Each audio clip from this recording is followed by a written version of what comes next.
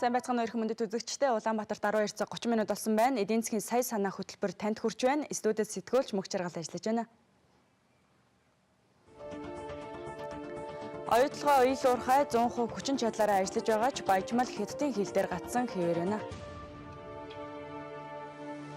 Говийн бүсэд баригдах цахилгаан станцыг барихаар Marubeni корпорац, Daewoo Engineering and Consulting компаниуд тодорсон байна.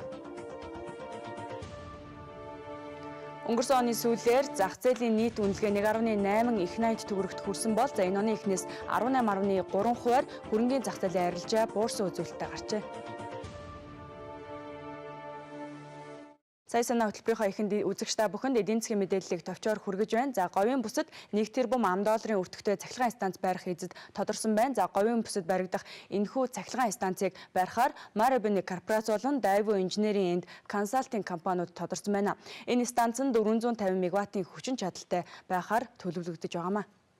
Оюутлогын компани баяжмал хятадын хил дээр гацсан хэвээр байна. За оюутлогоо экспортоо эхлээд бараг нэг улирал өнгөрсөн байгаа. За илуурхай 100% хүчин чадлаараа ажиллаж байгаа боловч за худалдаа авагч талууд хятадын гаалынхнаас бүтээгдэхүүнээ авч чадахгүй хүлээсэн байдалтай хэвээр байгаамаа. Одоогоор 38 мянган тонн баяжмлыг хятадын хилээр нэвтрүүлсэн ба хятадын баталгаат агуулгад хадгалагдаж байгаамаа. За мөн 122 мянган тонн оюутлогоо агуулгад баяжмал хадгалагдаж байгаа гэсэн мэдээллийг компани зүгээс өглөө. Мөн энэ оны эхний 9 сард 83 мянган унц алт за 281 мянган унц мөнгө олборлсон мэдээлэл байгаамаа. Зэсний баяжмлаас харвал 43700 тонн зэс агуулгадж байгаа мэдээлэл байна. Rio Tinto компани төлөөлөгчид уржигдэр Монгол улсад ирлээ. За Rio Tinto-гийн тал хилцээрээ үргэлжлүүлэхээр инх Улаанбаатар хотод ирээд байгаамаа.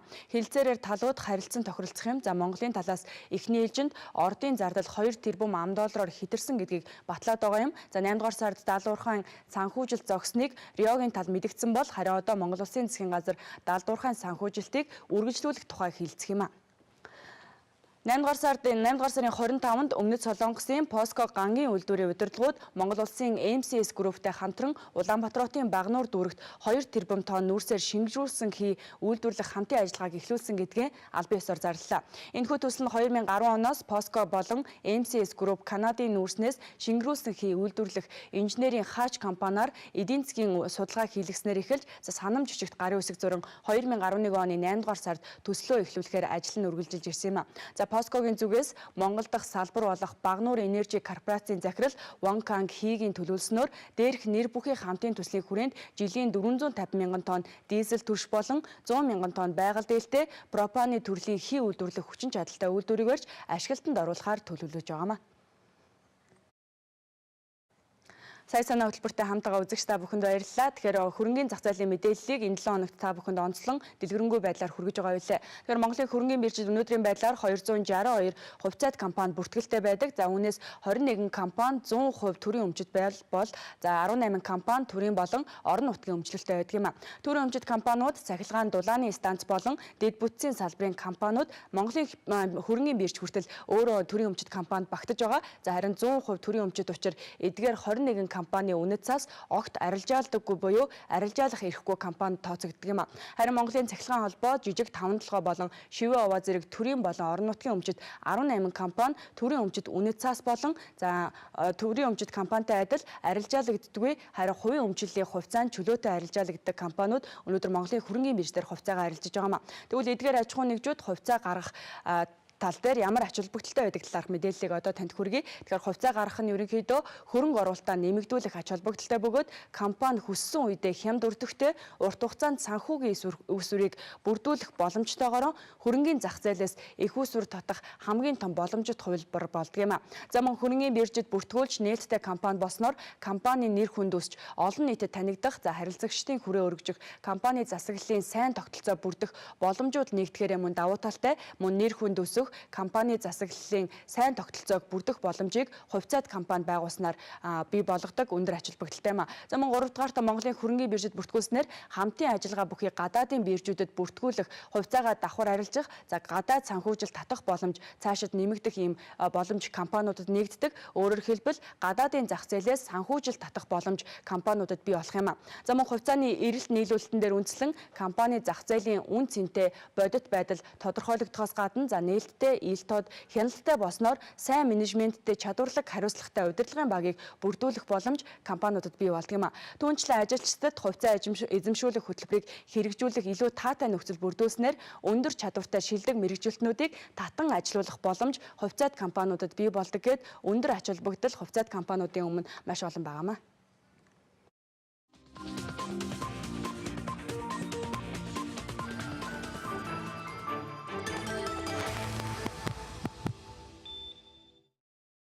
Хөрөнгөний зах зээл нь мөнгөний зах зээлтэй харьцуулахад бодит секторыг дэмждэг юм. За өөрөөр хэлбэл үйлдвэрлэл эрхлэхийн тулд хөрөнгө оруулалт шаардлагатай байгаа компаниудад хөрөнгө босгох боломжийг олгодог юм а. Энэ зах зээл хөгжвөл зах зээлийн эргэлтэнд харилцагчдын сонирхол тоог хэмжээ нэмэгдвэл шинээр хэрэгжиж байгаа төслүүдийн санхүүжилтийг хөрөнгөний зах зээл дээрээс гадаадын хөрөнгө оруулалт агуулгүй өөрийн хөрөнгөний зах зээл дээрээс босгох боломж нэмэгдэх юм а. Одоо манайд бол томоохон төслүүдийн санхүүжилтийг хийхэд бол нэг бол гадагшаа өөр зах зээл дээр гадаадын хөрөнгөний зах зээл рүү гардаг. Үгүй бол санхүүжилт маань ер нь бол голдууд мөнгөний зах зээл банкны зээлээр л санхүүж яваад байгаа шүү дээ. Тэгэхээр яг энэ маань зах зээл маань томроод эхлэхээр зэрэг энэ томоохон төслүүдийн санхүүжилтийг Монголоос босгох. За ингэснээр Монголоос босгосны цаана юу байгаа вэ гэхээр зэрэг энэ Монголын одоо хувьцааг нь эзэмшиж байгаа иргэд маань тухайн төсөлд хөрөнгө оруулсан тухайн төслөөс одоо үр шимийг нь хүртэх ийм боломж нь гарч ирж байгаа. Тэгээ өөрөөр хэлбэл одоо томоохон уул уурхай нэг төсөл санхүүжүүлэхэд Монголын иргэд тэр одоо уурхай үйл ажиллагаа явуулаад ашиг олоход эндээс нь одоо хувь хүртэх энэ яг зах зээлийнхаа зарчмаар ингээд явах ийм боломжтой болж байгаа юм л та. Монголын хөрөнгөний биржид хувьцаа бүрдүүлэхэд яг өнөөдрийн байдлаар 3 төрлийн хураамж төлдөг юм а. За үүнд үнэт цаасны элсэлтийн хураамж, бүртгэлтэй компани жилийн хураамж болон за өргөдлийн хураамж гэсэн үндсэн 3 төрлийн хураамж төлдөг байгаа. За үнэт цаасны элсэлтийн хураамж нь зах зээлийн үнэлгээний 1.1% байдаг. За үнэт цаас гаргагч нь Монголын хөрөнгөний биржид бүртгүүлэхдээ зөвхөн нэг удаа төлөх ба доод хязгаар нь 12 сая төгрөг байдаг бол дээд хязгаар нь 240 сая төгрөг байдаг юм а. Монголын хөрөнгөний биржийн туузнын 2012 оны 9-р сарын 13-ны 14-нд тогтоолоор 2013 оны 9-р сарын 13-ны өдрөөс өмнө шинээр бүртгүүлэх компаниудад 30%, за нэмж үнэт цаас бүртгүүлэх компаниудад 50% тус хөнгөлөлт үзүүлэхээр шийдвэрлсэн байгаа. Харин дараагийн төлөх хураамж нь бол бүртгэлтэй компани жилийн хураамж байгаа. За энэ нь бол зах зээлийн үнэлгээний 1.5%-аар тооцсон жил бүр төлдөг юм а. Доод хязгаар 1.2 сая төгрөг байдаг бол дээд хязгаар нь 24 сая төгрөг байдаг. За зах зээлийн үнэлгээг өнгөрсөн жилийн хамгийн сүүлийн арилжааны өдрийн хаалтын аншаар тооцсон компаниудаас авдаг юм а. Харин энэ жилийн хураамжийг тухайн оны эхний улирал багтаан компаниудаас авах учиртай юм а. За өргөдлийн хураамж буюу за үнэт цаас гаргагч нь Монголын хөрөнгөний биржид үнэт цаас бүртгүүлэх хүсэлт гаргах тухай бүрт өргөдлийн хураамж болох 3 сая төгрөгийг буцаан олгогдох нөхцөлгүйгээр авдаг юм а. Өнгөрсөн оны 7 дугаар сараас эхлэн MIT систем нэвтэрч за мөн энэ онд үнэт цаасны зах зээлийн тухай хууль батлагдсан. Эдгээр өөрчлөлттэй холбоотойгоор мөн зарчмын өөрчлөлт бий болох төлөвтэй байна. За шинэ систем нэвтэрснээс өмнө хууль эрх зүйн орчинг өөрчилж шийдээгүйгээс шалтгаалсан хүндрэл бий болсон гэдгийг Монголын үнэт цаас арилжаа эрхлэгчдийн холбооны зүгээс мэдэгдэж байгаамаа. Арилжааны дараа хийгдэж байгаа энэ төлбөр тооцооны маань процесс жоохон шатлал ихтэй. Цаг хугацааны хувьд болоод хүн хүчний хувьд их шаардсан илүү их зардал өндөртэй болох гэдэг. Тэгээ энэнийг бас нэг арай хурдан шуурхай хийдэг байх талаас нь шийдвэрлэх шаардлагатай байгаа. Нөгөө талаас одоо юуны брокеринг компаниуд маань одоо түрүү ярьжсэн өдөр тутмын үйл ажиллагаанд хэрэгэлдэг нэг програм хангамжийн системтэй болоод энэнийхээ дагуу харилцагчтай онлайнаар үйлчлэгээ үзүүлэх юм боломж нэгдэх гэдэг байгаа шүү дээ. Тэгэхээр энэ систем маань өөрөө хөрөнгөний бирж болоод нэг бусад байгууллагуудынхаа системтэй холбогдсон байх хэрэгтэй. Энэ холбогдох асуудал бас яг тодорхой болоогүй. Нэгдсэн нэг тийм стандарт ийм нөхцөл шаардлага байх хэрэгтэй гэдэг юм хараахан тодорхой болоогүй. Энийг тодорхой болгож иж нөгөө брокеринг компаниуд маань бас нөгөө авах гэж байгаа програм дээр шаардлага тавьж эхэлнэ шүү дээ. Бид ийм шаардлага хангасан програм байх хэрэгтэй гэдэг юм хэлэх хэрэгтэй байдаг. Тэгээ иймэрхүү энэ юмнуудыг бас шийдэх хэрэгтэй байгаа л та. Монголын хөрөнгөний бирж Лондонгийн хөрөнгөний биржийн MIT системийг нэвтрүүлээд 1 жил өнгөрсөн ч биржийн арилжаа өнөөдөр дордсноос сэргсэнгүй. Үнэт цасны арилжаа эрхлэгчдийн холбооноос гаргасан тоон үзүүлэлтээс харахад 2011 онд Монголын хөрөнгөний бирж 350 тэрбум, за өнгөрсөн онд 140 тэрбум төгрөгийн арилжаа хийж байсан бол энэ оны байдлаар 14 тэрбум төгрөгийн хувьцаа арилжаасан мэдээлэл байна. Ингэж дотоодын хөрөнгөний зах зээл арилжааны орлого буурсан нь эхний шалтгаан нь MIT систем гэж арилжаа эрхлэгчдийн холбооны зүгээс мэдэгдэж байна. За миллионын MIT систем арилжаа хадгаламж төлбөр тооцоо хяналт гэсэн цогц зүйлсийг багтаасан шинэ систем гэдэг Монголын хөрөнгөний биржийн хөлсөлсөн Лондонгийн мэргэжилтнүүд тайлбарлаж байсан ч системийг суйрлуулахдаа программын алдаа буюу Монголын хөрөнгөний биржийн анх дахь зах зээлийн арилжааны системийг байхгүй болгожээ. Тиймээс өнөөдөр хувьцааны анх дахь арилжаа хуучин системээр явж байгаа юм байна. За хоёрдугаар шалтгаан нь гадаадын хөрөнгө оруулалт буурж дэлхийн зах зээлд ашигт малтамлын үн унсан нь Монголын хөрөнгөний зах зээлд уналтанд оруулж байгаамаа.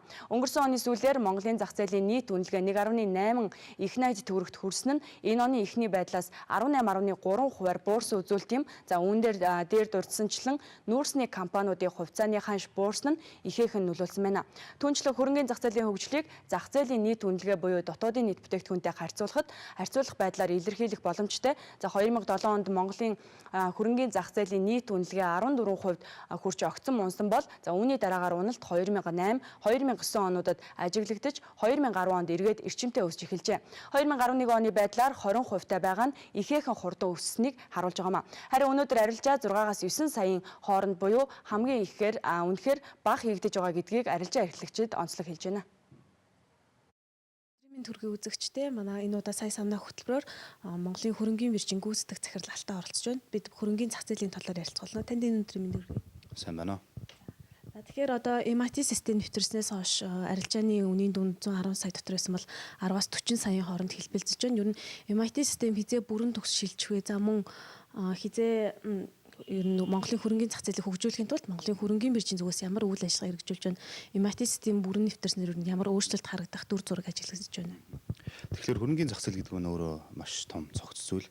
Олон оролцогчтой тэдний нэг оролцогч нь бол Монголын хөрөнгөний бирж дээр гишүүн байгууллагууд байдаг, брокер дилеринг компаниуд. За хөрөнгөний бирж бол өөрөө арилжааг зохион байгуулдаг. Арилжааг нь хяндаг тийм үүрэгтэй байгууллага. Ер нь бол манай хөрөнгөний зах зээлийн хамгийн чухал оролцогчтой нэг. MIT системийн хувьд бол энэ систем гэдэг бол манай зах зээлийн дэд бүтц. Энийг бид бүхэн хэрэгжүүлсэн. Энэ одоо дэд бүтцийг хэрэгжүүлж ир гэдэг бол манай хөрөнгөний зах зээлийн шинжилгээний тулгуур фундамент ажлуудын нэг. За үүн дээр үндэслээд бол дүрм журмууд гарах хэрэгтэй. За дүрм журмуудаа бид нар сая гаргасан. За цаашлаад та бүхэн мэдж байгаа бах. Энэ оны 5 сард улсын их хурлаар үндсэн асан зах зээлийн тухай хууль батлагдсан. За сая өчигдөр хөрөнгө оруулалтын сангийн тухай хууль батлагдлаа. За цаашлаад хөрөнгө оруулалтын тухай хууль гэх мэтлэн маш олон тийм комплекс томоохон эрх зүйн болон дэд бүтцийн дүрм журмын томоохон шинжилгээний ажлууд явж байна гэж ойлгож байгаа. Системийг нэвтрүүлэх ажил бол энэ бүх ажлыг амжилттай хэрэгжүүлэх өгтөр нөхцөл.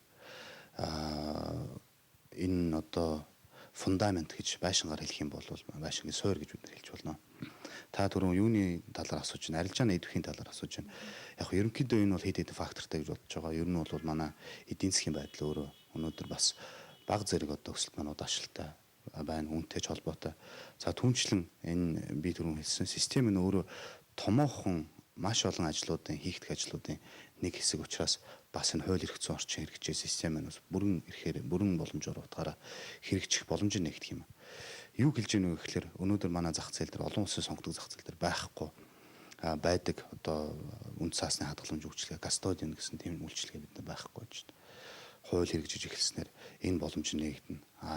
Энийг бол банкуд хийн. Банкуд хийхдээ олон улсын бас томоохон ижил төстэй үйл ажиллагаа явуулдаг банкудтай бизнес шийдвэр гаргаад байна. Бид бүхний ажил бол энэ эрх зүйн боломжийг нээж өгөх, энэ хаалттай байжсэн сувгуудыг нээж өгөх гэх мэтлэнгээр энэ ажлуудыг хийж байна л да.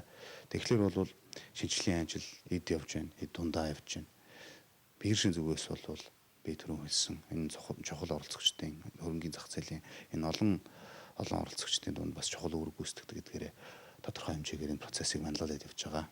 Тэрээс өмнө цаасны зах зээлийн тухай хуулийг батлахдаа MIT системийг нэвтрүүлэхээс өмнө энэ хуулийг шинжилж болоогүй гэдгээс хадлаас яригддаг. Яг хөө анх 2010 онд их хурлын тогтоол гарч ирсэн. Үндсэн цасны зах зээлийг шинжилээ. хөрөнгийн биржийг хөгжүүлээгээд тэрний дагуу мэдээж хэрэг ажлууд хийгдсэн засгийн газрын тогтоол гараад түүний дагуу энэ олон улсын стандартын одоо олон улсын томоохон хөрөнгийн биржтэй хамтын ажиллагаа 2010 оны 12 сараас эхлүүлсэн байдаг. Үүнээс хойш бол яг энэ систем нэвтрүүлэх энэ үйл ажиллагаа шинжилгээ ажлууд хийгдээд явж байна. Энэ зөвхөн нэг биржийн хөрөнгийн биржийн ажил бол биш. Энэ бол зах зээлийн маш олон оролцогчтой өргөн хүрээтэй ажил хийгдээд явж байгаа. За хууль эрх зүйн орчин мэдээж хэрэг нь бол их хурлын шийдэх бүрэн эрхийн асуудал. Бид бүхнээс бол бид нар хуулийн төслөө өргөн бариад тухай үед явж байсан. Тэгээ баталсан хугацаанд энэ оны хаврал баталсан л да. Тэгээд хүчин төгөлдөр мөрдөгч эхлэх хугацаанд дараа жилийн 1 сарын 1-ээс. Бас нөгөө өдөр тутмын үйл ажиллагаанд брокер дилерийн компаниудад нэлээд хүндрэл бэрхшээл үүсдэг гэд журамд өөрчлөлт оруулах гэж байгаа юм лээ. Тэр талтай ямар перспектив? Ер нь бол манай гол тулгуур журмуудаа бид нар энэ шинжилгээний хүрээнд бол өөрчлөлт явж байгаа. За компаниудын хувьд бол дансны их асуудал нь үн цасны төлбөр тооцоо, хадгаламжийн төв болон банкуд төлбөр тооцоог үүсгэж банкуд дээр өөрсдөө тухайн байгууллагуудын оролцоотойгоор хийгдэж байгаа ажлууд. Тэгэхээр бас брокер дилерийн компаниудын зүгээс гишүүнжлийн хураамжийг нэмэгдүүлснээр шүүмжлэлтэй байгаа юм билээ. Гадаадын хөрөнгийн биржүүдэд бол брокер дилерүүдийн компаниудаа гол олон туслах гэж ангилаад тэр хэрэг тэнцвэртэй гэдэм билээ. Манайд юу ийм болох боломж байгаа. Яг хураамжийн асуудал дээр бол бид бүхэн манай гишүүн байгууллагуудаа үн цаасан зах зээлийн тухай хуулийн дагуу үйлчлэгийнхээ хураамжийг өөрчлөх, шинжилэн тогтоох эрхтэй байдаг. Өмнө нь 1998 онд жилийн 500 мянган төгрөгийн хураамж гэж тогтоож байсан. За түүнээс хойш 15 жилийн дараа бид бүхэн энэ хураамжийг бас арилжаа эрхлэгчдийн холбоотой хамтраад 1.5 сая төгрөг болгоё гэсэн тийм шийдэл түргээд энийг хэрэгжүүлэх асуудалд хэрэгжүүлээгээд бид нар бас асуудал тавьсан. За манай гишүүн байгууллагуудын зүгээс бас нийтдээ ерөнхийдөө энэ санхүүгийн байдал, зах зээлийн байдал бас амаргүй байна гэсэн асуудлыг бид бүхэнд бас тавиад байгаа. За бид хөрөнгийн зах зээлийн талаар Монголын хөрөнгийн биржийн гүйцэтгэх захирал Алтаатай ярилцлаа. Бидэнтэй ярилцсан танд баярлалаа. За баярлалаа.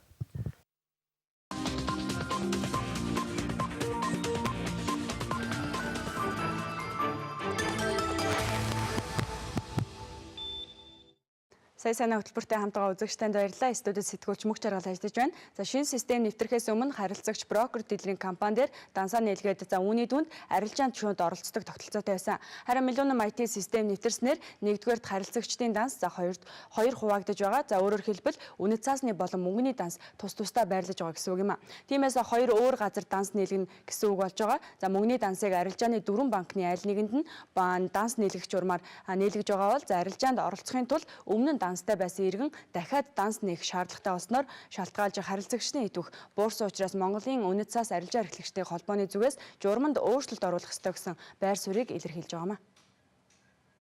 Ийм байгаа үед бол яг төлбөр хураамжийн шимтгэлийн хураамжийн асуудлууд нэмэгдэж байгаа нь бас нэмэлт дарамт болоод байгаа учраас энэ асуудал дээр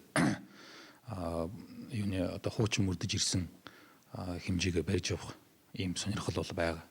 Үүнээс болоод яг бирж хөрөнгийн бирж болоод брокеринг компаниудын хооронд үйл ойлголцол үүссэн юм бол байгаа л да. Энэ бол нэг өөр асуудал шүү дээ. Өнөөдөр зүгээр шийдэх ёстой асуудал өдөр тутмын үйл ажиллагаатай холбоотой шийдэх ёстой асуудал гэхэд юм бол жишээлбэл одоо энэ шинэ системтэй холбоотойгоор харилцагчдын данс нээж байгаа асуудал маань хэрхэн яаж шийдвэрлэгдэх вэ гэдэг асуудал байна. Энэ бол одоо бодлого зохицуултын хэмжээнд шийдэгдэх ёстой ийм асуудлууд байгаа. Тэгээ ийм асуудлуудаа бол эхний ээлжинд шийдэд явах шаардлагатай байна. Яг төлбөр хураамж бол яг тэр хоёр байгууллага хооронд ярьж байгаа шийдэж болох байх л та. Тийм.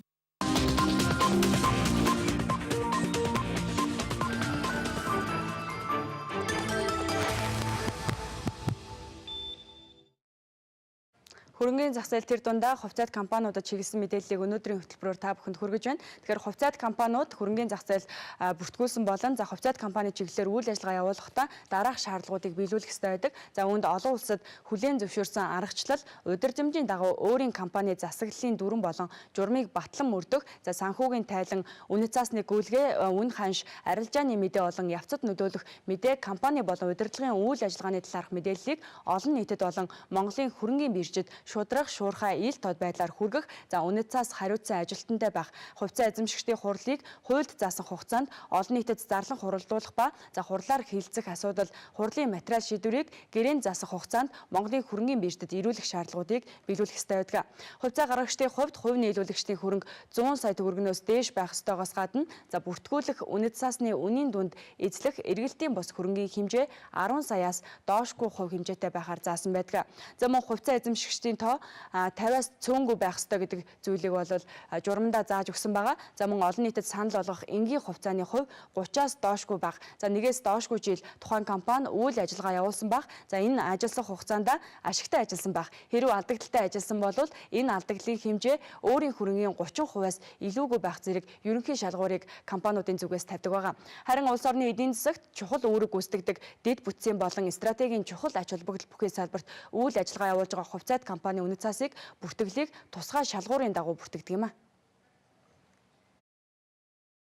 Манай албаны зүгээс бас хэд хэдэн газруудтай уулзсан, санал солилцсон, өнөөдрийн байдлаар 2 компани өөрсдийнхөө бүтээгдэхүүнийг танилцуулаад туршилт хийгээд нэвтрүүлэх талаас нь туршилт хийгээ явж байгаа. Энэ брокеринг компаниудын маань өдөр тутмынхаа үйл ажиллагаанд хэрэглэгдэх програм хангамжийн асуудал шийдэгдэхээр одоо харилцагчид энэ шинэ системийн давуу талыг ашиглах талаас одоо онлайнаар интернет ашиглаад захиалга өгөх ийм асуудлууд шийдэх боломжтой болно. Инхээр яг харилцагчдын зах зээл дээр орж ирэх энэ зах зээлд оролцох идэвх бол нэлээд сайжрах байх гэж бид нар харж байгаа.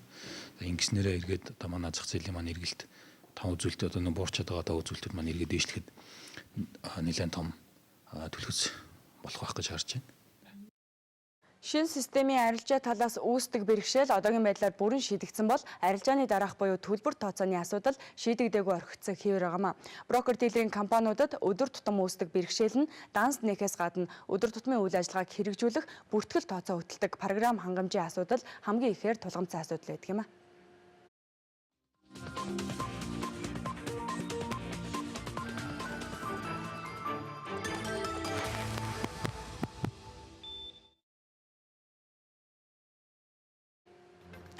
Оюутлогын илүүрхай 100% хүчин чадлаараа ажиллаж байгаа боловч за баяжмал хятадын хил дээр гацсан хэвээр байна.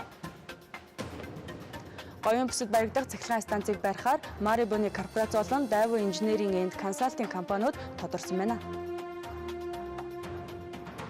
Өнгөрсөн оны сүүлээр зах зээлийн нийт үнэлгээ 1.8 их найт төгрөгт хүрсэн нь энэ оны эхнээс 18.3%-аар буурсан үзүүлэлтийг Монголын хөрөнгийн биржийн арилжаа үзүүллээ.